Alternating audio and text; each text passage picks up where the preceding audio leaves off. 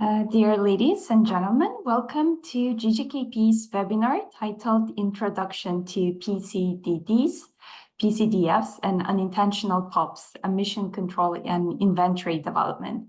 From GGKP's end, let me extend my gratitude to all the participants. We deeply appreciate your attendance and your interest to this topic. My name is Anastasia Buchok, and I'm working for GGKP in Global UNEP Update project.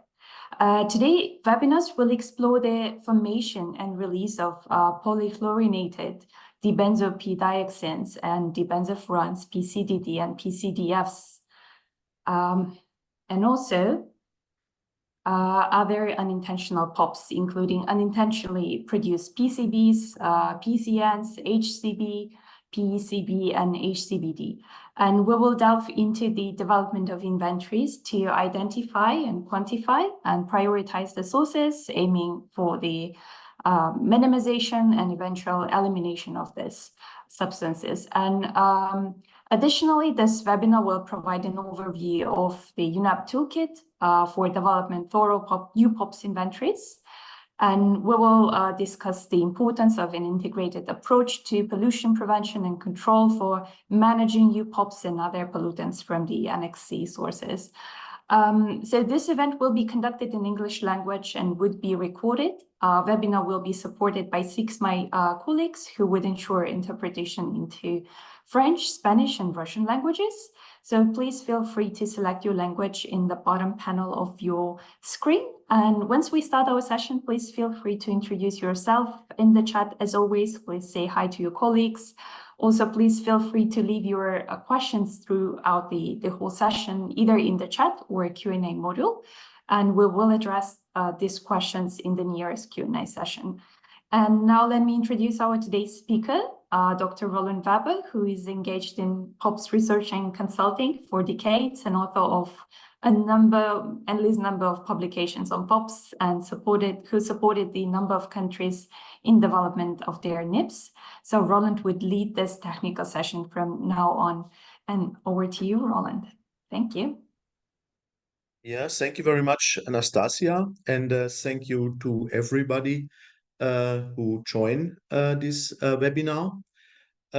Actually, yeah, my work on POPs started with unintentional POPs with the dioxins and furans, and therefore I'm happy today to dive into the inventory development and controlling emissions by an integrated approach.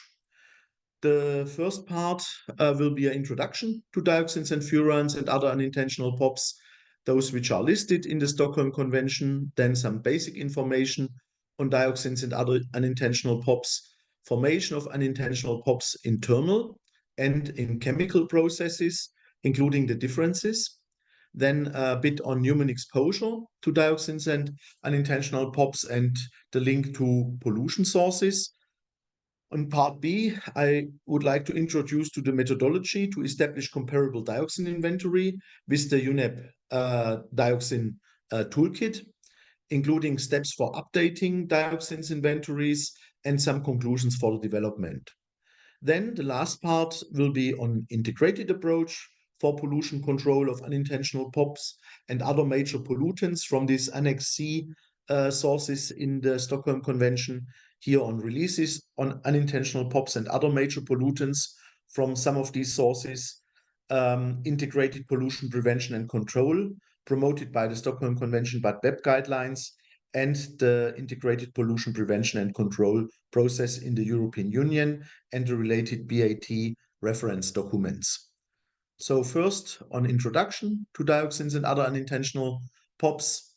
So in the beginning, 4 of the originally 12 POPs in the Stockholm Convention were already unintentional POPs that included the dioxins, the furans, and also the PCBs, because while the major part of PCBs which have been released in the world are the intentional PCBs from PCB mixtures in transformers and capacitors and open applications, also PCBs are formed unintentionally and released. The same with hexachlorobenzene. And then in 2009, pentachlorobenzene has been listed in Annex A and Annex C. Annex C is for unintentional POPs. And in 2015, polychlorinated naphthalines, the PCNs, were listed in Annex A and C. And the last unintentional POPs which have been listed has been the hexachlorobutadiene, HCBD. So these unintentional POPs are commonly formed as byproducts in the production of organochlorine chemicals, in processes where elemental chlorine is present, and in all thermal processes in the presence of all form of chlorine. Now in 2024, Switzerland just suggested to list also brominated and brominated chlorinated dioxins and furans in the convention. So this is now just in this POP reviewing committee, which is at the moment happening in Rome. So maybe in 3 years' time, we might also have the brominated dioxins in the convention. So what you see here, this is the chemical structure for dioxins. Here, 2 aromatic rings and 2 ether bridges. So, but that's overall a 3 aromatic system. And here the furans, just with 1 oxygen less. And when you substitute here dioxins and furans, you can generate 75 dioxin congeneers and 135 different furan congeneers. But only 17 of these congeneers, which are substituted in 2, 3, 7, 8 position, they actually have the specific dioxin toxicity. And the amount of dioxins is calculated with toxic equivalency factors, because the different 17 congeneers have very different toxicities, and their toxic equivalency factors have been developed for all the 17 congeneers. And by this, we can finally calculate one number with these concentrations. This is the so-called TEQ value. And you will see later that the UNEP Toolkit works with the TEQ, but also regulations about dioxins, for example, in emission is 0.1 TEQ nanogram per cubic meter oven, or also in food, the TEQ is the measure for dioxins. Yes, dioxins are very toxic for humans. We have acute effects. So this is, for example, chloracne. You see here the former Ukraine president, Viktor Yushchenko, before he was poisoned with dioxins, and then afterwards he was poisoned with dioxins. And so here in the face, you see the chloracne. It's also the acute effects are wasting syndrome and can be death. So for animals, but also there has been some reported death from humans, workers, which were highly contaminated with dioxins. Important for us are especially the chronic effects, because we are constantly exposed to dioxins, which I will show later in the presentation. So here the chronic effects of dioxins are tumor promotion, carcinogenity. They impact the hormone system. They are endocrine disruptors. They have developmental toxicity, reproductive toxicity, impact sperm quality, and also impact the immune system by immune suppression and immune response. To the formation, which is very important here for our understanding of and making the inventory. Basically, the largest dioxin-like toxicity what we had in history came from the polychlorinated biphenyls. So in the 1.3 million tons of PCBs produced, the TEQ can be estimated somewhere between 10,000 and 16,000 kilogram of TEQ, but only from the PCBs. So therefore, when you look back to data in food, often more than 50% of the whole dioxin TEQ come from the dioxin-like PCBs. And for comparison of this 10,000 to 16,000 kilogram, Wang et al. Together with Professor Fiedler, so they have estimated from global inventories based on this UNEP toolkit that in 2016 around 100 kilogram TEQ has been released. Yeah, so this 100 kilogram is the total release of roughly today's dioxin emission into the environment. Yeah, and this you can compare here with the total PCB TEQ of 10,000 to 16,000 kilogram. Additionally, PCBs are furan precursors, so you just need to insert here an oxygen. And if you do a pyrolysis here with PCBs, you can transform them in percent range into the PCDF.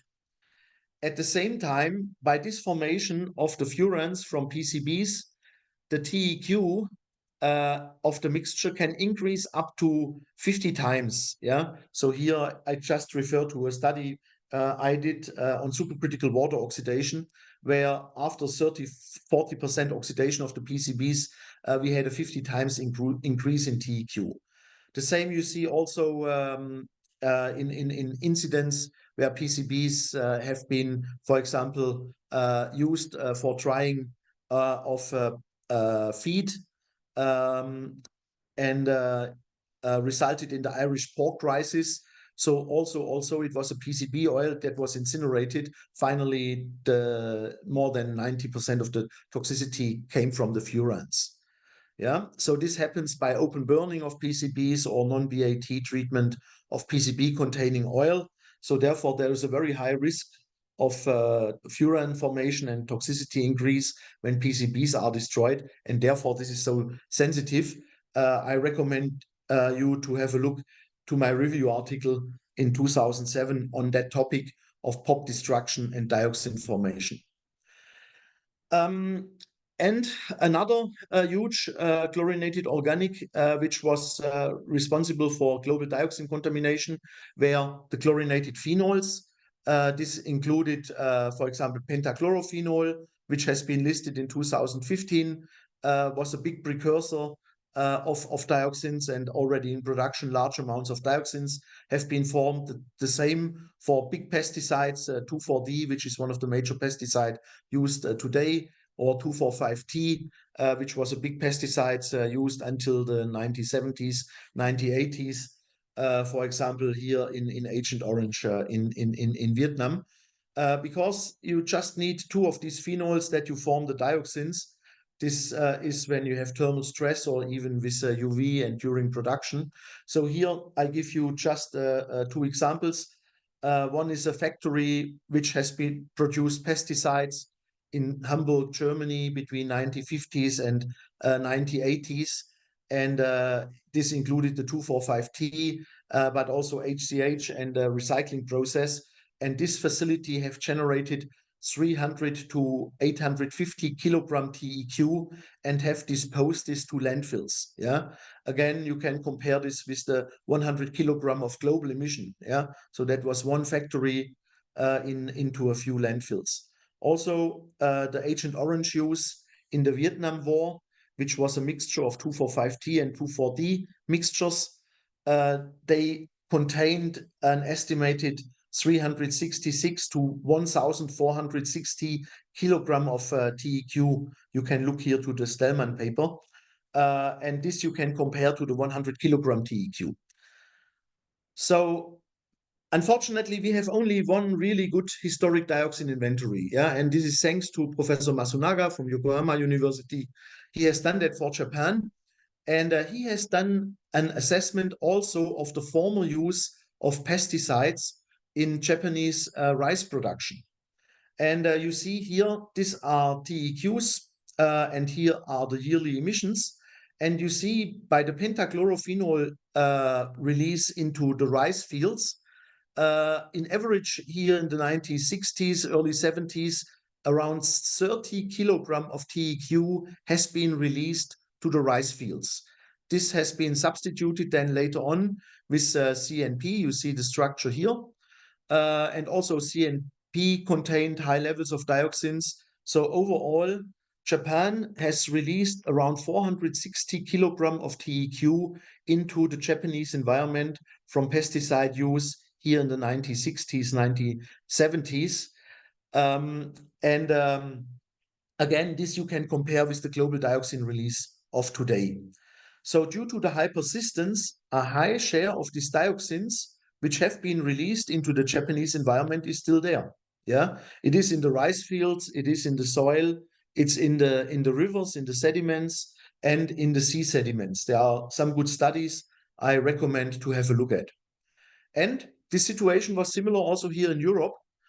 What you see here is a study from Markus Zenek from the Swiss EMPA, and he has taken sediment cores and analyzed the sediment cores in slices from 1850 up to 2000. And then you see the blue one is the PCB TEQ, and the red one is the dioxin TEQ. And you see here PCBs start to increase from 1930, so that just fit to the start of production. Yeah, very strong increase, 1950s, 1960s, and then a strong decrease in concentration. The reason is PCB open application has been stopped 1972. Yeah, with dioxins, you also see an earlier increase because, yes, we have also other sources. It's not only industrial production, but it's also open burning and heating and so on. Yeah, but you see a very strong increase here also from the 1940s on because of this organochlorine production and organochlorine release. And actually, the start of dioxin reduction measures started here. Yeah, this means after actually the largest part of dioxins which have been emitted to the environment today in the world has already been reduced by, for example, the stop of 2,4,5-T, the stop here of pentachlorophenol production, and especially the improvement of pentachlorophenol production.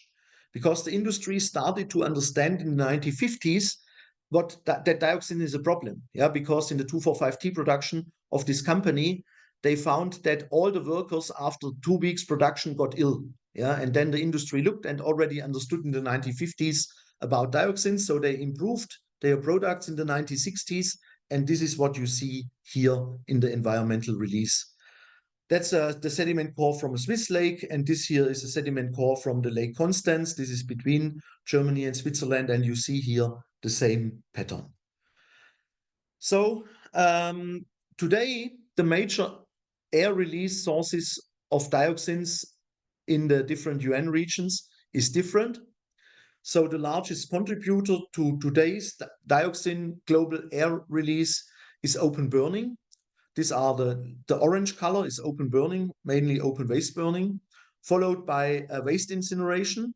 That's the blue one. The metallurgical industry, that's the red one. And of course, it depends on the different regions. So you see here, for example, for Africa, more than 70% is considered to come from open burning of waste and other open burning. Also for Asia and here for the Gulag region, the major release today is considered to come from open burning of waste. But humanity for a long time has used fire, yeah. But if you burn wood or if you burn oil or candles, yeah, it's the difference between burning waste. Why? So if, for example, you burn gasoline or paraffin, it is a hydrocarbon with oxygen. So finally, you get carbon dioxide and water. So one thing what you see here, by combustion, the elements are not destroyed. They are just transformed. Yeah. So, and are then distributed. And all combustion is not complete. So therefore, you generate products of incomplete combustion. If you have a candle, yeah, you see something black is coming out, and this something black are the products of incomplete combustions. These are polyaromatic hydrocarbons and soot, and this is from all the combustion, also wood fires, open burning, and so on. The difference now with waste is that we have a relatively high chlorine content, yeah, often around 1%. And if you have this chlorine in, then part of these products of incomplete combustions are then the dioxins and furans, the unintentional PCBs, PCNs, hexachlorobenzene, pentachlorobenzene. And if bromine is present, then you get also brominated chlorinated dioxins and furans. Yeah. So this you can follow now the next 3 years in the POP reviewing committee. So it's very important what you burn in the open burning. If it's electronic waste or PVC cables, yeah, then it has high chlorine content, it has metals, yeah, same for car shredder. And then the dioxin emission factor is very high. And also other unintentional POPs are formed at high concentration. If you just incinerate natural wood or leaves or paper, the levels are several orders of magnitude lower. So the TEQ emission depends very strongly on the fuels and the waste source, and here especially on the chlorine content and the metal catalysts. In addition, waste contain toxic metals like cadmium and lead, mercury, chromium, arsenic, and also these are released. And in addition, they are catalysts in the dioxin formation. And also this open burning is releasing particulates matter, which are inhalable and are from this perspective also toxic and have a health impact. So you might have heard forest fires as a major dioxin source. That's not true. Actually, if you would do an honest mass balance of the dioxin before a forest fire and the dioxin after a forest fire, I would say that the difference is relatively zero. So we have done a study and published in Environmental Science Technology where we analyzed the dioxins in the wood before the fire and then also sampled the dioxins from burning of that wood. And the largest share of dioxins which we found were explained by the desorption of the dioxins. So this is a study from Japan, from Ikiguchi and Tanaka. So in a small batch type incinerator, they kind of simulated open burning, and then they put different wastes in that open burning.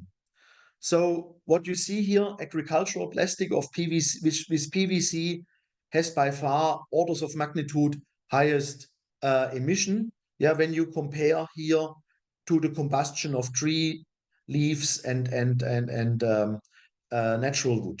Yeah, and then electric wire tubing also has a huge emission. Yeah, already the scrap tire has a considerable lower factor 30 less than the agricultural plastics. Yeah, because the chlorine content of the scrap tire is all 2 orders of magnitude lower compared to the agricultural plastic. Yeah, so therefore you see open burning and the release from open burning depends very much also on what kind of waste you burn.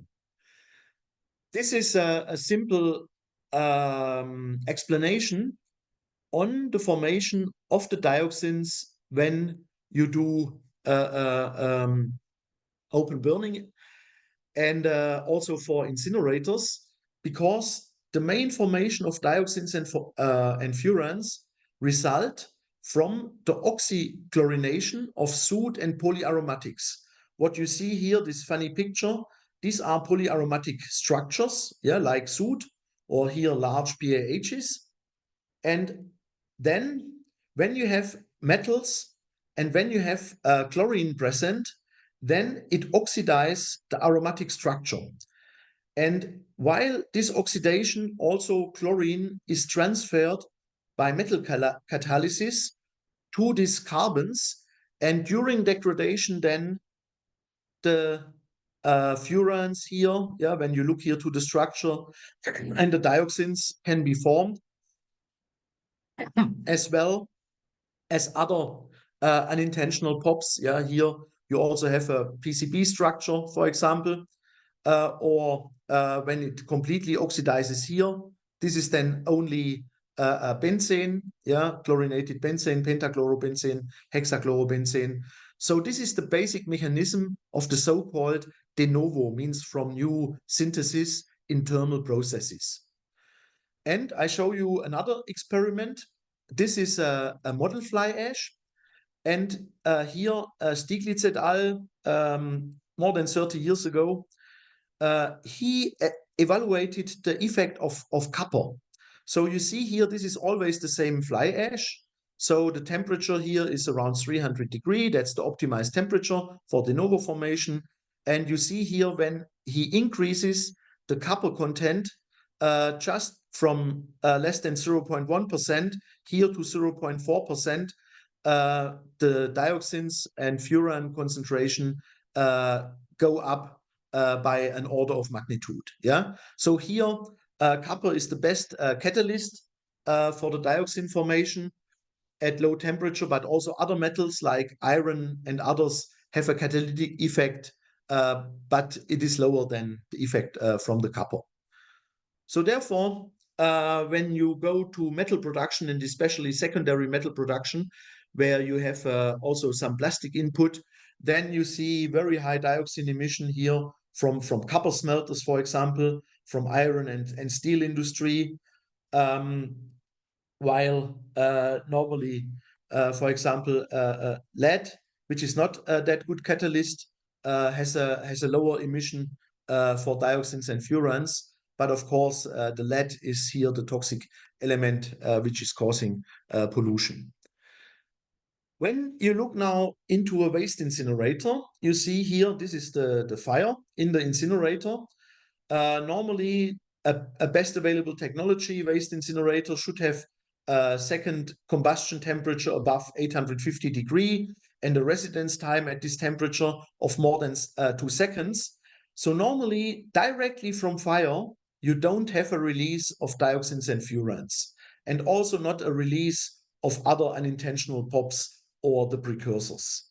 Yeah, because at 850 degrees, they are destroyed. But still, you get products of incomplete combustion like soot and PAHs. And in incinerators, these soot and PAHs on the fly ash, when they cool down between 200 and 600 degrees by de novo synthesis, they form here the dioxins and the furans. And also in this de novo synthesis, as I just showed 2 slides before, you see that also the other unintentional POPs are formed by the same mechanism. And from the formed phenols, additionally, then dioxins and furans can be formed by condensation. We know for a BAT incinerator, the concentration, yeah, overall, it's around 17 microgram TEQ per ton. Yeah, most is in the solids, in the fly ashes. And normally, when you have good air abatement, then less than 0.1 microgram TEQ per ton is going into the air. But such a facility, which has a continuous operation, it normally costs around $100 per ton, and investment in the $100 million range. Yeah. So therefore, normally in developing countries, you do not have such sophisticated facilities. When we go now to a non-BAT incinerators, yeah, as you often find it, for example, in hospital waste incinerators, yeah, in developing countries, then also they have products of incomplete combustion like soot and PAHs, but at much higher levels. So therefore, by this de novo synthesis, temperature 200 to 600 degrees, they are forming higher releases of dioxins and furans from this incinerator. And in addition, because combustion often does not reach the 850 degree, also you can have direct release of dioxins and furans, and also other unintentional POPs directly from the furnace into the environment. Yeah, and here it depends then how bad or very bad or half bad your incinerator operates. The air emission might go up to 40,000 microgram TEQ per ton, and the solid emission also up to 40,000 microgram TEQ per ton. So these are huge emissions which really can contaminate the surrounding. And it is not only dioxins, furans, unintentional POP. What you see here is a study from Professor Takasuga from Japan. He has analyzed also unintentional PCBs and unintentional PCNs in the releases. Yeah, and you see here that's the concentration of furans and of dioxins. Yeah, so they are in nearly the same concentration range. You need to consider that this scale is logarithmic. Yeah, so what you see here, the PCNs which are formed are around 10 times the amount of the PCDFs and PCDDs formed. Yeah, and the unintentional PCBs here in this experiment in that incinerator was slightly lower than the dioxins and the furans. But also you see others are formed, for example here, polychlorinated benzenes, and these are formed in 2 orders of magnitude, yeah, higher concentrations compared to the dioxins and furans. And here the chlorophenols even 1 order of magnitude higher, yeah. So very good study. I recommend you. Here is the reference for it. Similar formation and release we have in secondary metal smelters, because also secondary metal smelters, if they are not BAT and has a secondary combustion, yeah, they also directly from the furnace can release high levels of dioxins, furans, and other unintentional POPs. So in thermal processes, dioxins and furans and the other unintentional POPs are formed together. Yeah, so this includes waste incineration, open burning, metal smelters, cement kilns, power plants. Yeah, so for these sources, dioxins, furans, and other unintentional POPs can be minimized or eliminated by the same measure that are used to address dioxin releases. So from the UNEP Toolkit, it is, and from Stockholm Convention, it is thus recommended by the toolkit for practical reason that the inventory activities can focus on dioxins and furans, as these substances are indicative of the presence of other unintentional POPs for most sources. Yeah, and these are especially the sources of thermal sources, yeah, incineration sources. For a few of the thermal sources, also emission factors for PCBs and hexachlorobenzene have been listed in the UNEP Toolkit and can be used. Emission factors for pentachlorobenzene, hexachlorobutadiene, and PCNs are not listed in the UNEP Toolkit. There are some factors available, for example, in the toolkit for hexachlorobutadiene, yeah, and also some emission factors in the inventory guidance of polychlorinated naphthalines. So the calculation of these other UPOP emissions from thermal sources is rather scientific and not relevant for prioritization and policy making. Yeah, and I remember one comment in a webinar we had with GGKP half year ago, where one African said, "Yeah, we need to do policy, and we need to eliminate, and we need to not to do scientific studies." And I completely agree. Yeah, so therefore, if you have a university involved in inventory making, yeah, that's fun. Yeah, you can also do here for thermal sources other unintentional POPs. But otherwise, the TEQ of dioxins are sufficient for priority setting. But dioxins is not indicative for certain chemical productions. And now I come to chemical productions. Here, the unintentional POP formed in chemical processes depend on the structure and the synthesis route of the specific organochlorine chemical. Yeah. So for some production processes, the formation of dioxins is very high. I just showed you here the chlorophenol before, yeah, and the PCB, but there are many others. There is a list in category 7 of the UNEP Toolkit. So some processes have high formation of other unintentional POPs. Yeah. So there are some processes which really have a high formation or for unintentional PCBs or unintentional PCNs or unintentional chlorobenzene, but are low or even no dioxins in these processes formed. Yeah. These are, for example, certain pigments. Yeah. I will come to that. Yeah.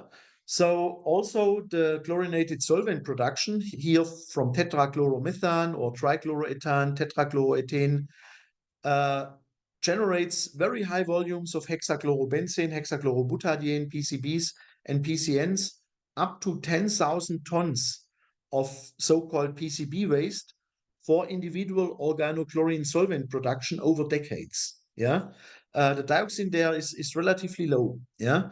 So for some of these organochlorine productions, some emission factors for PCBs and hexachlorobenzenes have been listed in the UNEP toolkit. Therefore, for some of these organochlorine sources, the dioxin inventory is not sufficient to address and understand the release and do a priority setting and reduced unintentional POPs. But for these specific processes, other unintentional POPs need to be considered and evaluated. Yeah. So here I know in the webinar we have many developing countries in Africa, for example, or South America. In most of these countries, you do not have organochlorine production. Yeah. So therefore, for these countries, you can go with the dioxins. You have mainly thermal sources, and this kind of formation of organochlorine industry is not relevant for you.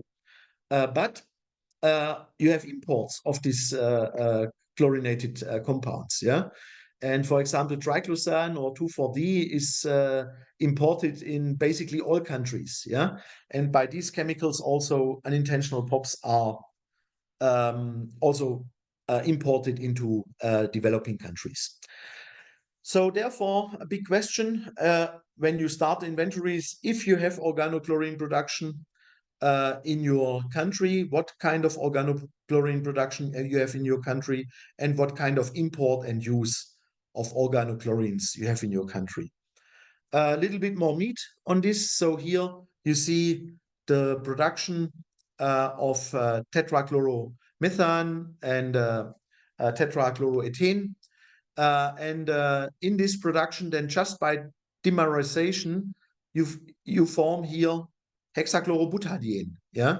So you see just of these two molecules, the combination result in the production of hexachlorobutadiene. Yeah. And then one more of these ethane group, you can form hexachlorobenzene. Yeah. And from this hexachlorobenzene, you can form the decachlorobiphenyl. Yeah, you can form the octachlorostyrene, and from there the octachloro-naphthalene. Yeah. So if there is some hydrogen there, then also high levels of pentachlorobenzene can be formed. And there is one excellent study from Zhang et al. From 2015. So he did a detailed assessment of the waste from the production here of carbon tetrachloride in the methanol-based production of chlorinated methanes. And here he did a complete inventory for China, yeah, for the year 2010. And here, just the production of these chlorinated methanes resulted in the formation of estimated 7,300 kilogram of hexachlorobutadiene, 3,160 kilogram hexachlorobenzene, more than 1 ton of pentachlorobenzene, 430 kilogram nearly pentachloronaphthalene, and 167 kilogram of PCB, yeah, from this production. Yeah, not so much of dioxins in total. They estimated also the total TEQ for the dioxins, which was nearly 33 gram TEQ, so that's also relevant. It's not nothing. Yeah, but when you calculate, for example, the TEQ in this 430 kilogram of PCNs, the TEQ is around 560 gram TEQ from PCNs. Yeah. So you see here there are some processes where other unintentional POPs are considerably more relevant than the dioxins and furans, and which need to be quantified. Another example here are the production of pigments. Unintentional PCB are formed in a range of organochlorine productions. Here for the diazo yellow pigment PY13 or the dioxazine violet pigment PV23, yeah, where you see here, for example, for this pigment, already the PCB structure is there, yeah, with 2 amino groups, yeah. And so if you have here a release of these amino groups, then you directly form PCB number 11. Yeah, and actually today in the air, when you do measurements, PCB 11 is the most, or one of the most prevalent PCBs in the air, which is coming from this unintentional formation in the production of pigments. Yeah, so PCBs are also especially unintentionally formed in production of silicone rubber, when here a specific cross-link agent is used. You see here this peroxide. So here, if you produce silicone rubber and you use this here as a catalyst, then PCB 47, 51, and 68 is finally in the product and is also released here from factories. Yeah. Until 2010, when you looked into the environmental PCB pattern, it was basically only the commercial PCB pattern. Yeah, more than 95% or 99% of the PCBs found in the environment up to 2010 was mainly from our 1.3 million tons produced commercially. But then here in around 2010, there were the first papers which here for the PCB 11 said that this is widespread in the environment. And in 2019, Zhao et al. And 2021, Mao et al. Published that today in China, the unintentional PCBs are the dominant PCB sources for China, yeah, out of these big organochlorine productions. When we look now to the life cycle of these dioxins and other unintentional POPs, yeah, here the formation in the technosphere, yeah, the thermal sources like metal industries and open burning, but here especially the chlorine industry with the chlorine production, which had in the history a huge release of dioxins, the organochlorine manufacturing, which in my opinion is by far the biggest source of dioxins pollution in the world. When you look back the last 100 years, most of these dioxins are still there. Yeah, so you do your inventory for an inventory year, let's say 2022. Yeah, but actually the dioxins in your country are those dioxins which have been formed and emitted the last 100 years. Yeah, and they have accumulated in land, they have accumulated in sediments, they have accumulated in contaminated landfills. Yeah, so also they are very relevant today for the exposure and are more relevant than the dioxins which you are emitting today. Yeah, but of course, when you talk about dioxin reduction measures, you need to look to the formation and to the sources. Yeah, but please have in mind that the largest part and share of dioxins is already out and is in the soil. Yeah, and there you can have accumulation to cattle. Yeah, and chickens and eggs and the contamination of the food. So today, when we look to the UNEP WHO milk study, we see that the dioxins and the PCBs in human milk, the TEQ, is considerably higher than the tolerable daily intake. Yeah, by a factor of 10 or even higher. So here for India, in the human milk study, it was 30. So that was rather nearly 2 orders of magnitude higher than the tolerable daily intake. Yeah, but what you need to consider is that still mother milk is best nutrition for babies because the advantages of breastfeeding overcompensate the contamination of the human milk. Yeah, I have put here 2 links, one to the WHO, which says at least babies are recommended to be 6 months breastfed, yeah, in best case. and another link to a paper which explains what are the benefits. And here, a recommendation.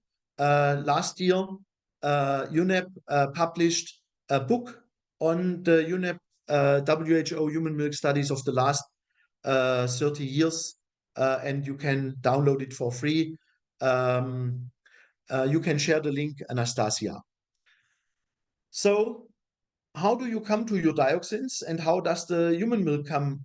How come the dioxins into the human milk? Yeah, so they come with our food, and more than 90% of the dioxin exposure come from animal-based food. Yeah, you see this here for the United States. Yeah, considerable share here, 16% from beef. Yeah, more than 30% from cheese and butter. Yeah, then portion 25% from fish, also from chickens, and some from eggs, and poultry. So this is the way how I can promise you, you already got today a portion of the dioxins. Yeah, and because they accumulate, for example, the pentafuran, the 237, the 23678 pentafuran has a half-life in humans of around 40 years. Yeah, so therefore here from the food you get this into the body, and with the human milk then a kind of depollution. I give you some example to make and to show you the link between contaminated sites and your food. And for this, I use the studies from IPEN, International Pollutant Elimination Network. So they use the last 20 years eggs to screen and look for pollution sources. Free-range eggs are quite sensitive indicators for dioxins and PCB contamination in soil, and eggs are an important exposure pathways from soil to humans. So therefore, chicken and eggs are ideal active samplers and indicator species for dioxin and PCB contaminated soils. So from the beginning, IPEN sampled this around pollution sources, have published many of these reports for different countries and different regions. I recommend you to look at it. And in 2022, we have published a review article. So IPEN asked me if I can put together all these data, and then we published a quite nice paper, and I show you some of the results.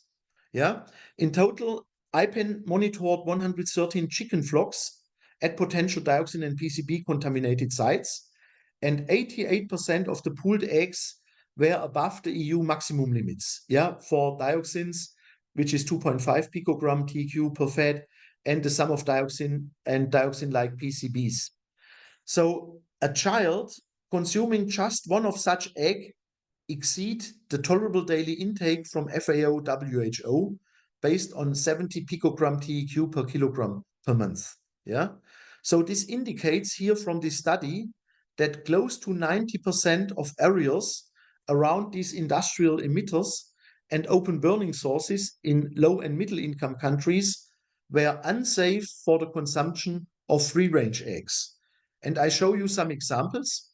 So this is a first overview on highlight eggs. Yeah, so these eggs were up to 1,000 picogram TEQ. Yeah, so 14% of these 113 eggs were above 50 picogram dioxin PCB TEQ per fed and exceeded the EU maximum limit by more than 10 times. So people regularly consuming such eggs will have a high dioxin body burden.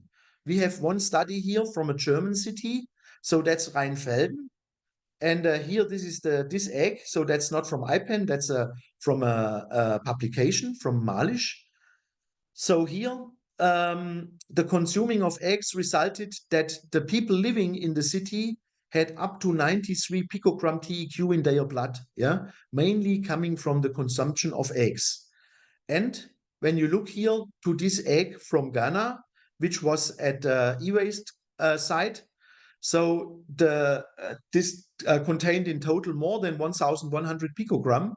So a child with 15 kilogram ingesting just one egg get more dioxins than the FAO WHO considered tolerable for 230 days. Yeah, this means one egg nearly 1 year.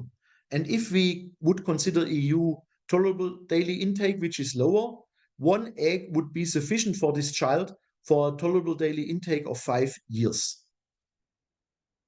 So many of these, so the IPAN sampled several eggs around different electronic waste contaminated sites, and they were actually the highest contaminated. They sampled it in Ghana, in Kenya, Indonesia, Philippines, Thailand, and here the total dioxin of TEQ of PCB and dioxins were between 20 and 860 picogram TEQ. And the mean TEQ had more than 300 picogram. Yeah. So also there, such an egg has TEQ for several months. Yeah. So 3 of the eggs in African cities had a TEQ above 500 picogram. So one of them was from Ghana, this Akboboshi, this was the highest. But also there were 2 from Kenya. And here there was not so much open burning, and the eggs mainly got their TEQ from the PCBs.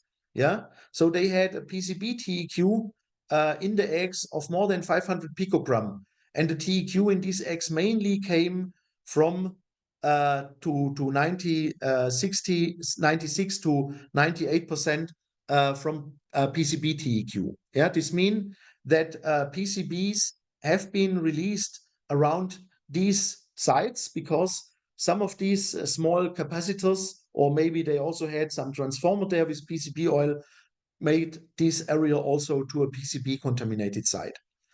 What I found really impressive, and I would not have expected it, these are the eggs which were sampled around metal industries.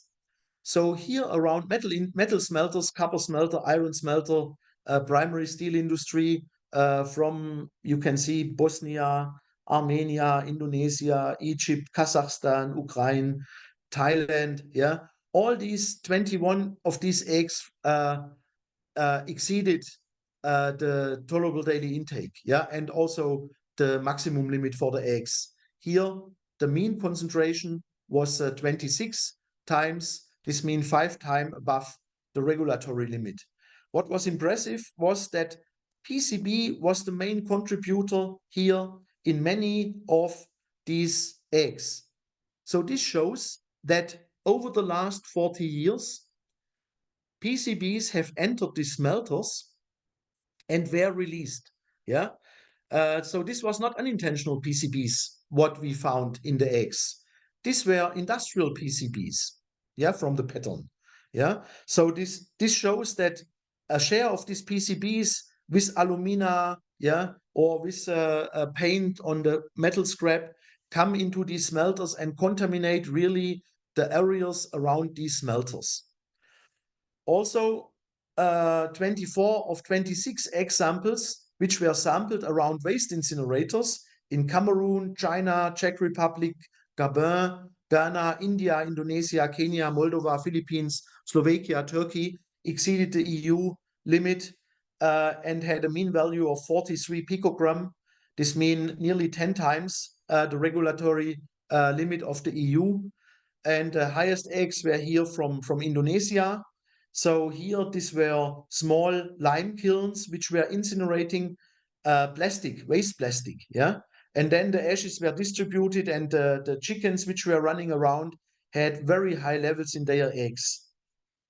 Other studies here, Jindřich Peterlik, he was one of the lead of these egg studies from Czech Republic. He sampled eggs around hospital waste incinerators in Philippines and Ghana. And also here, the eggs were considerably above the regulatory limit. Here you see the egg from the Philippines, here from Ghana.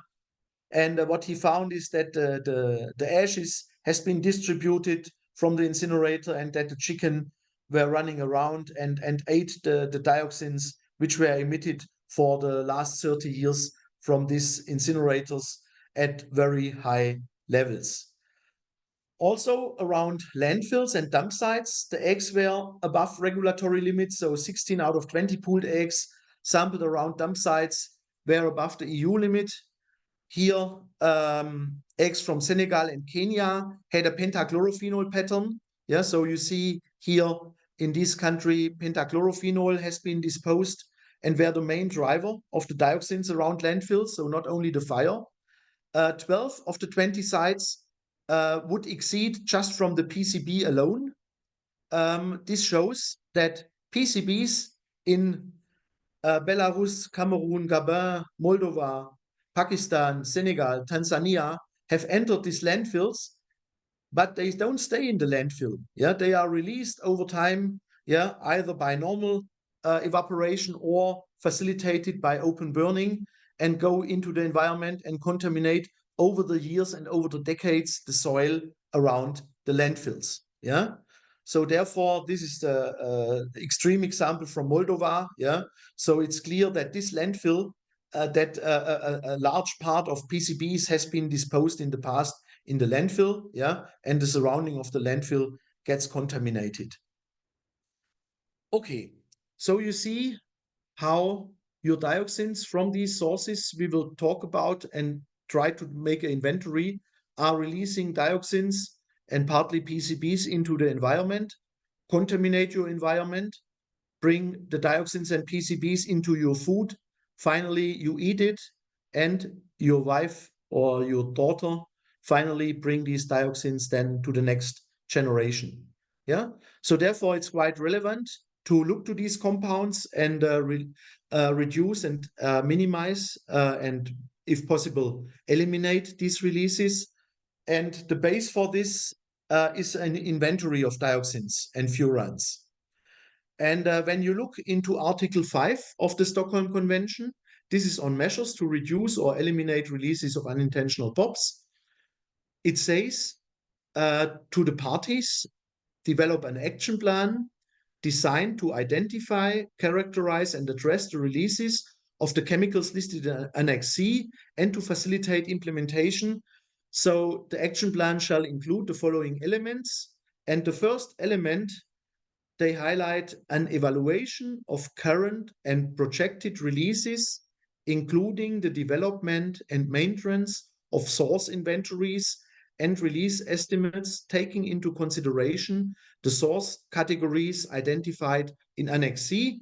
And in the second part, I will introduce you to the methodology. Yeah. So the inventory is then the basis for the development of strategies with measures, timelines, and goals to minimize these releases. That's then finally the action plan in your national implementation plan. And to do this, UNEP has already quite early in 2001 developed the first dioxin toolkit. The lead at that time was Professor Heidelore Fiedler from UNEP, who developed the first frame of the UNEP toolkit. So it is an emission factor methodology for identification and quantification of releases of dioxins and furans and other unintentional POPs for the inventory development. Because to analyze dioxins, it's quite expensive and quite complicated. Yeah, you need sophisticated equipment. I think in whole Africa, there is for sure a dioxin laboratory in Egypt. Yeah, there's maybe also one in South Africa, but other African countries do not have at the moment the capacity. Yeah, so therefore, in many developing countries, the methodology, the toolkit methodology need to be used. And actually also for our countries, industrial countries, just by measurements, our dioxin inventory would not be robust. Yeah. So therefore, also for industrial countries, the inventory based on the toolkit is better than if also our countries would do measurements. So the aim is to assist parties in establishing release inventories that are consistent in format and content, ensuring that it is possible to compare results, identify priorities, mark progress, and follow changes over time at the country level as well as regionally and globally. Because the information of 40 years dioxin research has entered here into this toolkit. Yeah, so we have a UNEP toolkit group. These are around 20, 30 experts. We meet every year. Yeah, and one of the topics for 10 years were the UNEP Toolkit and bringing data together to have these robust emission factors. So the structure of the UNEP Toolkit is first part one, a general guidance about data quality, quality assurance, quality control of inventory results, guidance on updating and revising source inventories, reporting of inventory results.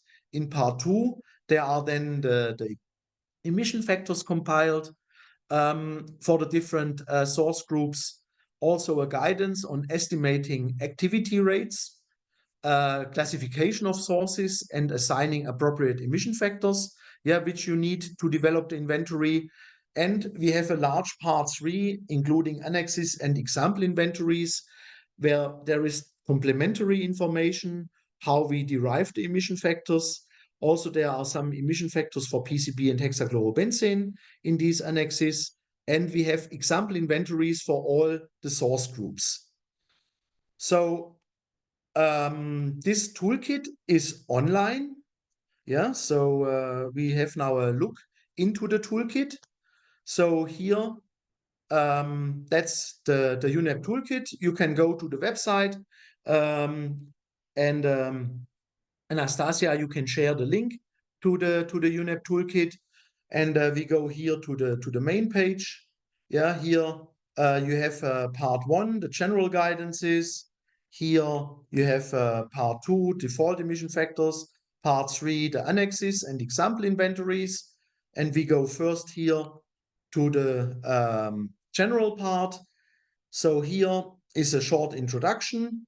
Then come one section which introduce to the individual unintentional POPs. Then one section about the purpose of the toolkit.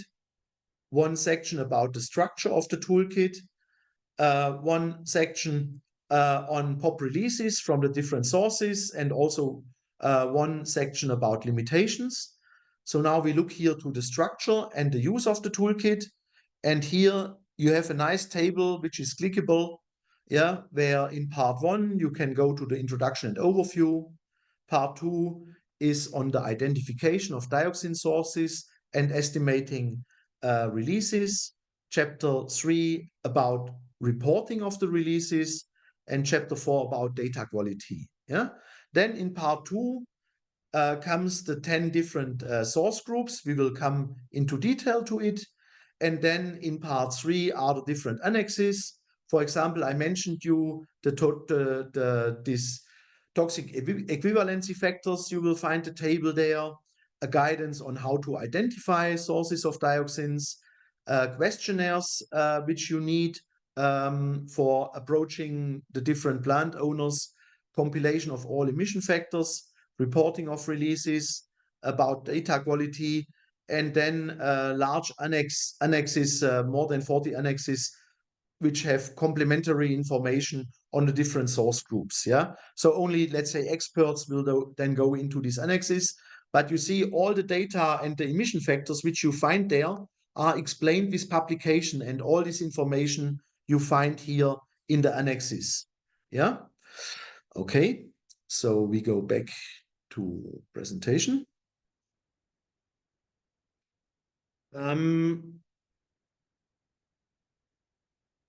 So the UNEP inventory approach is a 5-step approach, considering the UNEP toolkit. So the first step is to use the screening matrix as a guide to identify the source groups which are present in your country. Then use the source category list to identify specific sources and activities in the country and respective source groups. So we will go through the source groups, and we will also go through some of the source categories. Step 3 is obtaining information on individual sources. These are especially the activity rates of the different sources, like how many tons is incinerated in municipal waste incinerators or hospital waste incinerator. Then also the technology level of the individual sources. So this is a big task of your inventory development, to classify these and then to select the emission factor. The fourth step is then the quantification for the identified sources by using the emission factors and the activity rates. And then when you apply this compilation national-wide, you have a full inventory developed. So this is the first step, looking to the main source groups in your country. So the first source group is waste incineration. The second is ferrous and non-ferrous metal production. The third is power generation and heating. Fourth is production of mineral products like cement or glass. The fifth is the transport sector. Sixth is unintentional combustion processes. Seventh is production and use of chemicals and consumer goods. We have a section of miscellaneous. These were sectors which did not fit in any other. Then one source group is disposal, and source group number 10 is identification of hotspots. And for all these sources, there are release vectors. So overall, we have 5 release vectors to air, water, land, product, or residue. And when you look, for example, here for waste incinerators, it is considered that the main release are to air and to residues. Yeah, some incinerators also have, let's say, water scrubbing also, and in some countries, this water scrubbing were also released directly into the environment. There is one case from Japan where there was a huge contaminated site from such a water scrubber spray in a Japanese incinerator. But normally today, the water cycle is closed. Yeah, there is no water going out from the scrubbed water. Yeah, the same for metal industry. Main releases are to air and residues. But this is different when we go, for example, to the chemical industry. Yeah, here we have release to air, we have release to water, we have release here to product. Yeah, like I showed you the pigments. Yeah, or the pesticides. Yeah, and then there are residues from production. Yeah, so you see, for each of the main source groups, you also need to understand what are the major release routes and for what you need to look for. Yeah, but this is all included in the toolkit. The sources are also major releases of heavy metals. Yeah, mercury or lead or cadmium. Yeah, polyaromatic hydrocarbons or greenhouse gas emissions. So therefore, when doing such an inventory, you might look to other pollutants. Yeah, I made one time an inventory with Serbia, but also with Sri Lanka. Yeah, and both was with a research group, and they also quantified for all these sources polyaromatic hydrocarbons. Yeah, but basically you could also do that, for example, for lead. Yeah, or for the greenhouse gas emission. Anyway, you need to look for waste incineration, metal industries for your greenhouse gas emission, for your reporting to the UNFCCC convention. Yeah, so you can look here also to the broader picture. Then the second step is the identification for each of these 10 source groups to the source categories. Yeah, and the major activities in the country. Yeah, so you see here, these are again the 10 source groups, and under each of the source groups are a range of source categories. Yeah, again, we look to the UNEP Toolkit. Yeah, now we need to go to part 2. Yeah, I open part 2, and then in part 2 you see here all the 10 source groups, and you can click the individual source groups. I click now here, for example, for waste incineration, and there you see first always a short explanation of the source group. Yeah, waste incineration, including co-incineration of municipal, hazardous or medical waste or sewage sludge, are recognized in Annex C, Part 2 of the Stockholm Convention as having the potential for comparative high formation and release of dioxins for the purpose of identification sources of dioxins and estimate their releases. The toolkit defines source categories for waste incineration according to the type of waste incinerated. Yeah, so therefore I zoom a little bit. You see here the source categories considered are municipal waste incinerators, hazardous waste incinerators, medical waste incinerators, light shredder fraction waste incinerators, sewage sludge incineration, waste wood and waste biomass incineration, and destruction of animal carcasses. And then when you screen down, you find for each of these source categories a description. You can open it, and each of these source categories has a detailed description of that facilities.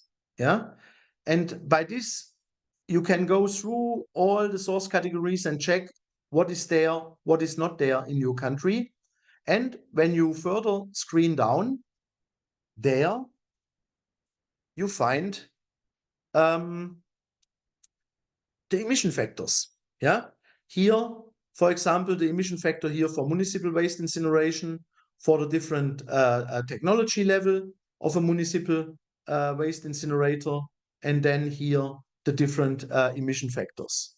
Yeah, we look to other source categories, for example, to the metal industry.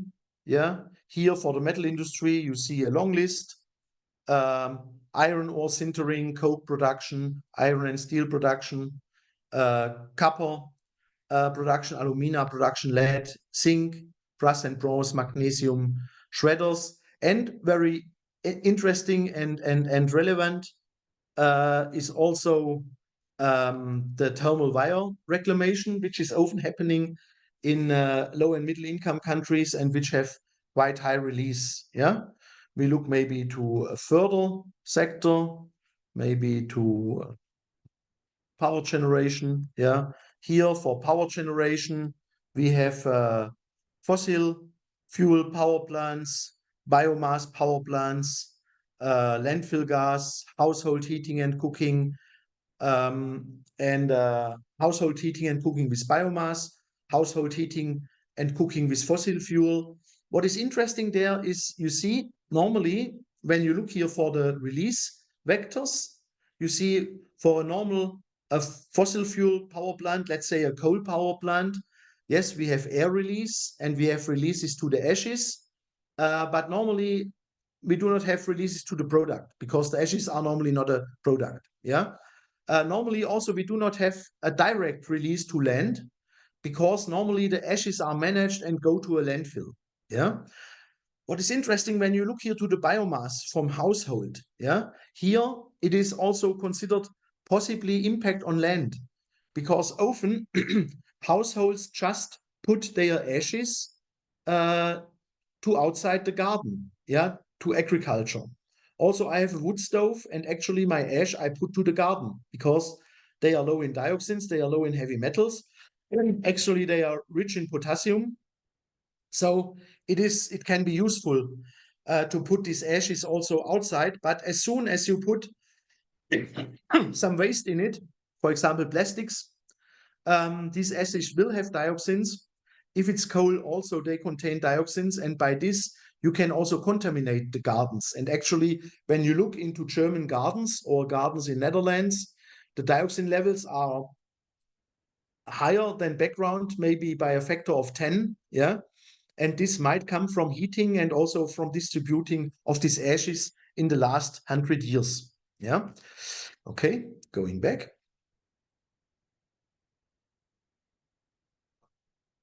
So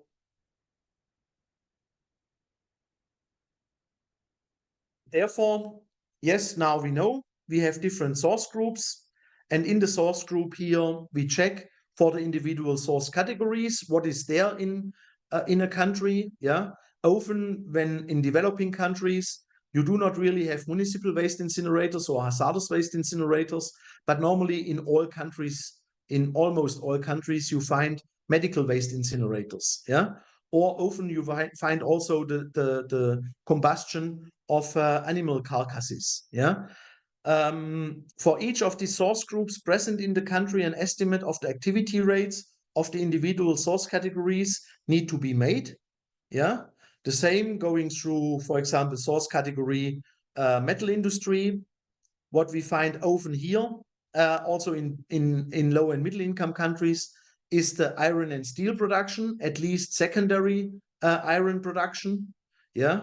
And often what I said, what we find is thermal wire reclamation. But in larger countries, yeah, take Pakistan, for example, or Thailand, most of these metal recovery are there. And when we consider that the world need to move to more circular economy, I can promise you that more and more of this metal production will come also in developing countries. Yeah. So very important to have a look at it, but very important to recover the metals. Yeah. But it should be done with the best available technology. So for calculating now, the emissions, yeah, you gather the activity rates, yeah, from the different source groups and source categories. So this describes the quantities, for example, how much tons municipal waste is incinerated or hospital waste incinerated, how much steel is produced per year. And then you select the emission factor, yeah?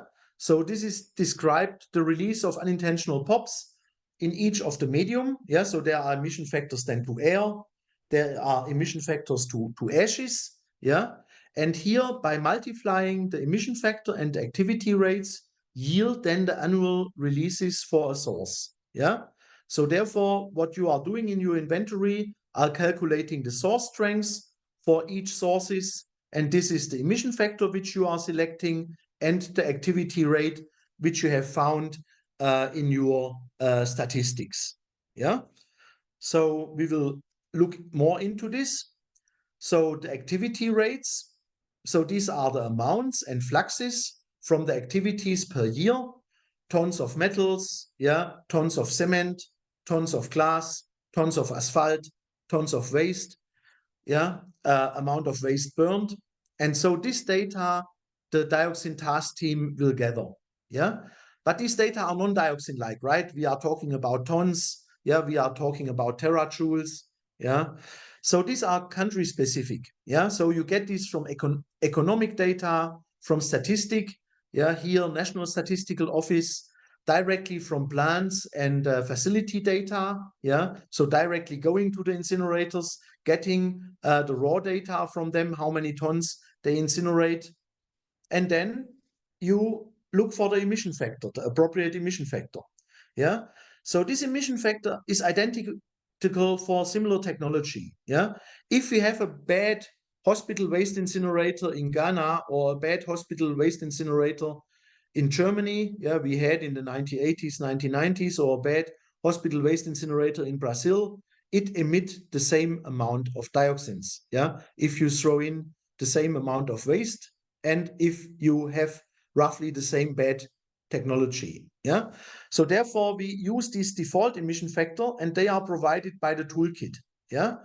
But the team need to gather information on individual plants, like individual incinerators or metal smelters, to decide the source category and which emission class this facility have. And this you can select in the toolkit, and also the toolkit inform and give you support in the selection. Yeah. And of course, if you have measurements from sources, you can also use it. You do not need to only use the toolkit. Yeah. If you have some good measurements for some good sources or even categories, then you can use your measured data. Yeah. Looking here now to the detail, this we do with hospital-based incineration because basically all countries have it. Yeah. So here the emission factor for low combustion technology without air pollution control is 40,000 to air and 200 to residue. Yeah. And then controlled combustion, 3,000 to air, 20 to residue. Controlled combustion, yeah, again, a factor of 6 less, but much higher in the residues. Why? Because here, most of the ashes just has been emitted to the environment. Yeah. Therefore, these bad incinerators have not so high levels in the residue. Yeah. So here, if you have good air pollution control devices, you catch the dioxins, but then you have it in the ash, and you need to manage the ash, as highlighted by several IPEN reports. I recommend you to look into these. And I mean, I showed you before for for the Philippines and for Ghana, what were the eggs polluted around these hospital waste incinerators. Then if you have a high-tech combustion with continuous operation and sophisticated air pollution control device, the emission to air is very low. Yeah, so this is not relevant anymore. Yeah, but still, you see 150 you have on the ashes. Yeah, so also here these ashes need to be managed, and if you don't manage it, you get pollution. Yeah, and emission factors are always here calculated in the toolkit microgram TEQ, and in this case it's tons per tons waste. Yeah, going again to the toolkit. And now in the toolkit, we look to the questionnaires, yeah, because the toolkit has established questionnaires that you can gather with your team, the information you need. And for this, we need to go to the annexes. Yeah, we go again to the structure of toolkit. Yeah, here we go to the annexes. And in Annex 3, you have the questionnaires. Yeah. And here you have for each of the source group, you have individual questionnaires. Yeah. You see for incinerators, for metal industries. And I have a look here to the questionnaire for incinerators. Yeah. As a case study. So this you can use to gather the information you need to decide on what class is the incinerator, yeah, and also to gather the information on the activity rate. This means how much tons is incinerated. Yeah, so first the questionnaire start, what kind of plant is this? Yeah, what kind of incinerator? Please cross, is it a municipal waste incinerator, industrial, hospital, light shredder? Yeah, so it just reflects what is in the toolkit. Then name of the plant, location, address, contact, number of furnaces, and then type of operation, very important. Yeah, batch type, this means just you start the incinerator in the morning and you finish in the evening, or even you just start it 1 or 2 times a week. Yeah, or you have a semi-continuously, for example, 8 hours per day. Yeah, or you have a continuous incinerator, 24 hours per day, maybe 360 days a year. Yeah, that's very important because this also gives information on the quality of an incinerator. Yeah, a batch type incinerator can never be BAT. Yeah, you always have the startup and the shutdown where you have high emissions of these things. Yeah, so therefore BAT can only be a continuous incinerator. Yeah, but also not all continuous incinerators are BAT. Yeah, so but we will come to more detailed information. Then it asks about operation capacity. Yeah, either how many tons per year, if they know, or tons per hour. Yeah, tons per week. Yeah, finally you need to calculate tons per year.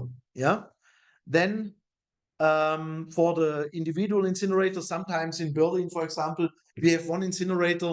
This has 8 or 9 lines. Yeah, so for each of the line, maybe you find this data. Yeah, but what you finally need is the annual operation capacity of that facility. Yeah, then you ask for the type of furnace. Is it a fluidized bed? Is it a Stocker incinerator? Is it a rotary kiln? Yeah. Then important information, what is the temperature in the furnace? Yeah. What is the temperature in the afterburner? Yeah. And by this, you already can see if it might be best available technology in the incineration or not. Yeah. If the temperature is too low, for sure not a BAT incinerator. If they provide you with a temperature, let's say 900, yeah, but then you see that the incinerator sometimes really, it's good then to stay for some time at that incinerator and look a little bit to the operation, yeah. And when you see then if an incinerator has ups and downs, yeah, then it's not clear that it does not always have a stable temperature, yeah. So also by this, when you go there, you really by watching the performance and operation, you can understand the quality of that incinerator. Then very important information, type of air pollution control. Here, electrostatic precipitator, cyclone, backfilter, wet scrubber. Yeah. So you just check what kind of air pollution control the facility has, or if it has none. Yeah. Then, if it has a heat recovery system, what are the temperature of the gases at the exit? That's also an indication about how high is the reformation potential. I have shown you with the de novo synthesis. Yeah. And then you ask for on the residues, how much bottom ash is, how much fly ash is, how is this waste disposed? Yeah. Very important. Yeah. Often in low and middle income countries, the waste are not managed appropriately. Yeah. And by this, really, you can get pollution, large pollution in areas. Yeah. And if you have all this information, finally, you can, with this information, decide what class that incinerator has.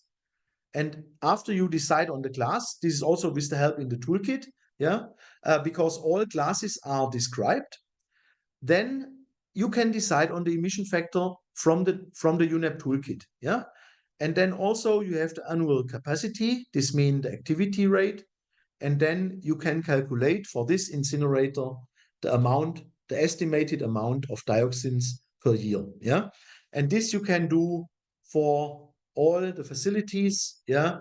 If you have, let's say, hundreds of incinerators, yeah, then you rather need to categorize. Maybe you cannot go to each an individual. Yeah, you need to understand how much percent of these incinerators might be BAT, best available technology, how much are not so good, and how much is the worst case. Yeah. So, but if you have only, let's say, 10 hospital waste incinerator in your country, I would recommend that you go to the individual facilities and look to it.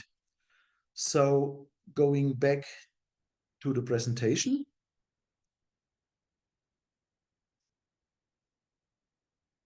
Yeah. So then after you have this information, you can gather really the data and calculate. And by this, for example, you find that you have municipal waste incineration in your country and hospital waste incineration in your country, that some of them have no control, and this activity rate, and some of them have good air pollution control and this emission factor. And then you have to gather the information, how much is the activity rate. And by this, then you can calculate what is the total release of dioxins from your municipal waste incinerator in the countries. Yeah, here in this case, 22 gram. But you see that no control, and they have only here 5,000 tons incinerated. Yeah, make up the largest share. Compare, for example, when you have a good combustion and air pollution control, the air release is quite low. Also, it has an incineration of 20,000 tons. Yeah. So you see how important it is that if you incinerate, you have to do it properly. You shouldn't. Same for the hospital waste incinerator. Yeah. Also compilation of the activity rates, selection of the emission factors, calculation. And by this, you can do a total calculation of your release from waste incineration in your country. To help and facilitate this, the UNEP Toolkit is providing you with an Excel table which help you to calculate. So here we go to source group 1. These are the incinerators. And here we go to the medical waste incinerators. And what you see here, this is the production the waste per ton per year. Yeah, and here we can, for example, include the 10,000 tons we saw before in the worst category, maybe here 10,000 tons in the second worst category. Maybe we can go to source group 2. We can say that country has an electric arc furnace for recycling of of scrap metal. Maybe here this has a capacity of 500,000 ton. Yeah, so you can include here 500,000 ton. We go to another important source group 6 on open burning. Here in open burning, you have a biomass burning and waste burning. So here we say we have found in agricultural residue burning, you have let's say 100,000 tons of agricultural residues burned. And here for waste burning, very important is the waste burning in dump sites. Yeah, we put also here, let's say 300,000 tons you have found. And maybe going to source group 9, we have not looked yet. So source group 9 is disposal. Yeah, that includes landfills, sewage sludge treatment, open water, so water release, wastewater release, composting, and sewage treatment. And here I include a data which I got recently in an inventory I did with an African country.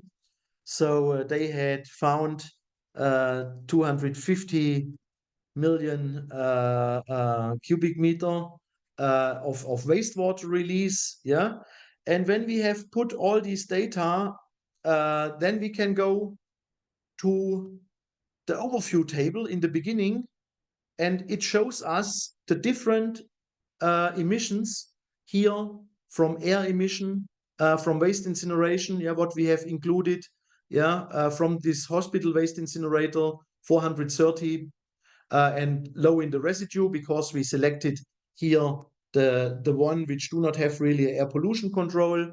You see here for ferrous metal, we had this secondary metal included.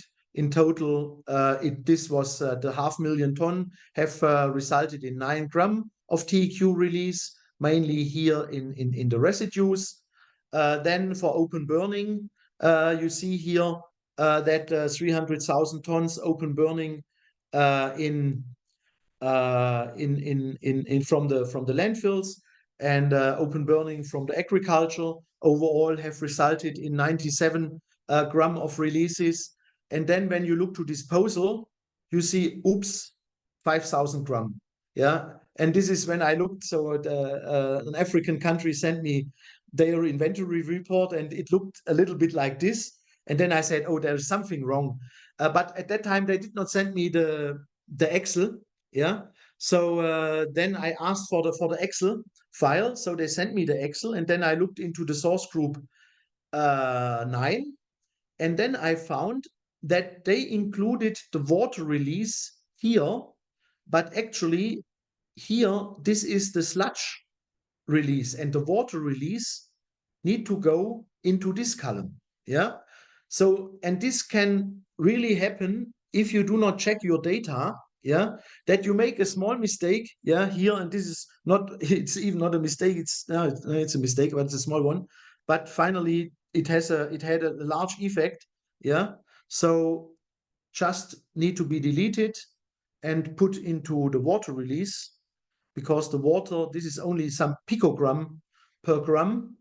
And when you put here the 250 million tons, then you even do not see it, yeah, because it is only 0.0003 TEQ, yeah. So this means you also need to go into the details. Good.